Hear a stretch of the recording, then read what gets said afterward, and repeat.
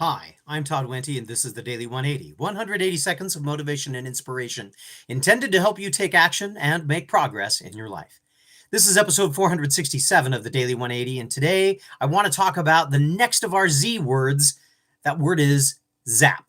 All right, now, if you're like me, and I always kind of say that, right? If you're like me, ZAP, that means what? Well, that's the sound that used to go with ray guns back in the old Flash Gordon comic strip days, right? The Ming the Merciless, or the Prince would I can't remember the Prince's name, or Flash Gordon would have a gun and they would pull the trigger, and then there would be this zap that would come off of the thing, right?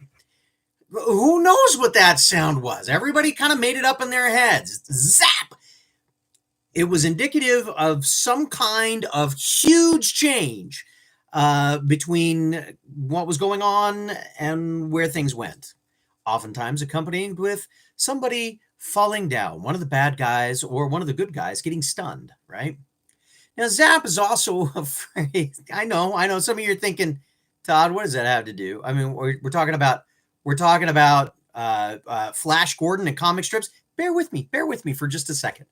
Zap is also a term that is frequently used in conjunction with the idea of an electric shock, right?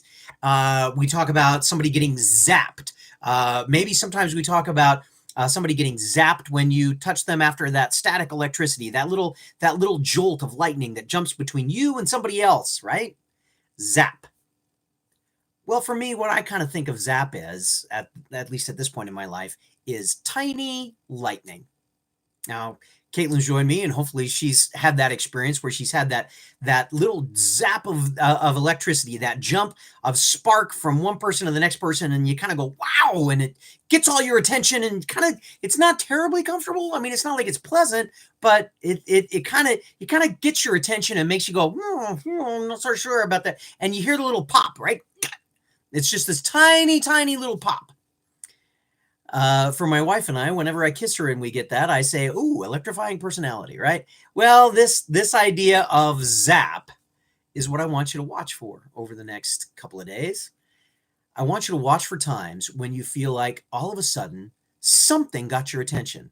Maybe it wasn't terribly comfortable, but all your attention is riveted on something that just happened. Maybe a comment that somebody has made, or maybe some kind of a change that's going on, or maybe an idea that you have that you just can't get rid of.